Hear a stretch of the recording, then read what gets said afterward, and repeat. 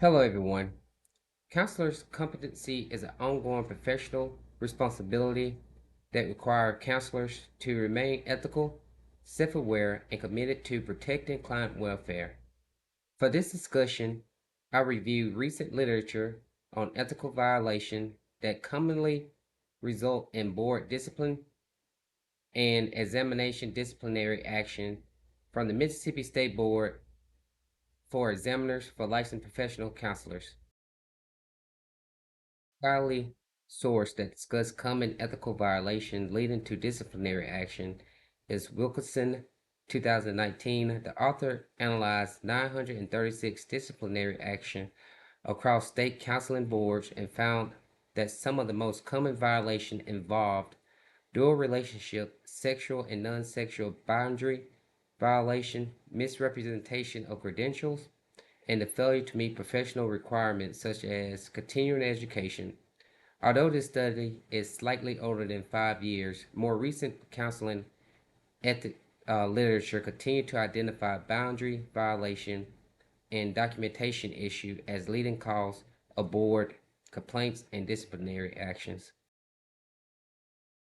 So, after reviewing disciplinary action from the Mississippi Board, I found that the issues identified by the literature were largely consistent with the disciplinary cases reported by the board.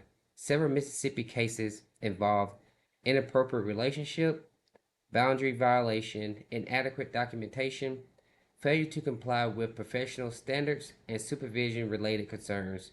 These findings support the research that ethical problems often arise when counselors fail to maintain professional boundaries or follow established standards of practice. Mississippi case involved licensed professional counselor Matthew Wade. According to board records, the counselor engaged in sexual relationship with a former client within the probationary 5 year period after termination of counseling services. The relationship reportedly continued for approximately 2 years. The board determined that this conduct violated ACA Code of Ethics Section A.5 subsection C, which prohibits sexual and romantic relationship with former clients within 5 years of termination. The council was also found to have violated Mississippi Board Rule 7.1, which required counselors to adhere to the ACA Code of Ethics. As a result of these violations, the counselor was required to surrender his license and was no longer permitted to practice professional counseling in the state of Mississippi. It is a powerful reminder of why professional boundaries are essential in counseling. The counseling relationship contains an inherent power differential, and the ACA Code of Ethics exists to protect clients from exploitation and harm. When counselors place their own needs above clients' welfare, trust in the profession is damaged, and clients can experience significant emotional harm. The ACA Code of Ethics also addresses counselor impairment. Section C.2 subsection G state that counselors monitor themselves for signs of impairment and refrain from offering professional services when impairment is likely to harm clients.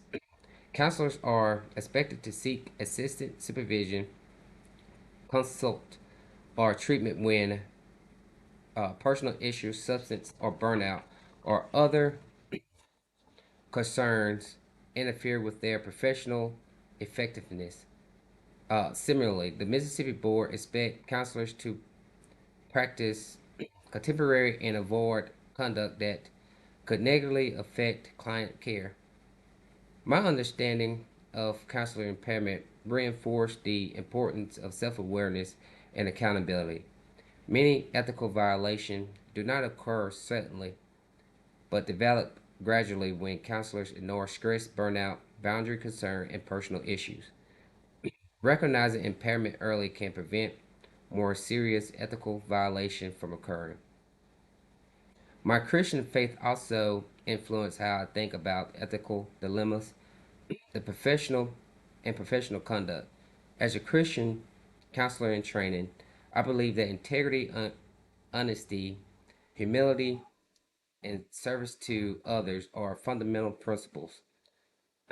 Structured Scripture teaches believers to act with integrity even when no one is watching, and to place the well-being of others above personal desires. These values align closely with the ethical principle of beneficiary, non-malfeasance, fiduciary, and vagrancy outlined in the ACA Code of Ethics.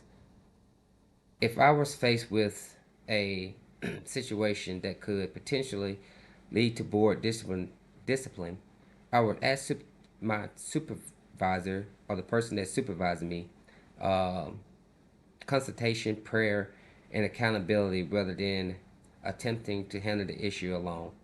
I believe that ethical decision making require both professional wisdom and personal character. So, wrapping this up, in conclusion, the literature and the Mississippi Board case demonstrated that boundary violation, documentation problem, and professional misconduct continue to be a common reason for disciplinary action. The case reviewed highlighted the serious consequences that can occur when counselors violate professional boundaries. As future counselors, we have a responsibility to maintain compliance, monitor ourselves for impairment, seek supervision when needed, and prioritize client welfare in every aspect uh, of the practice. So, once again, thank you for lending me your time and have a great rest of your day.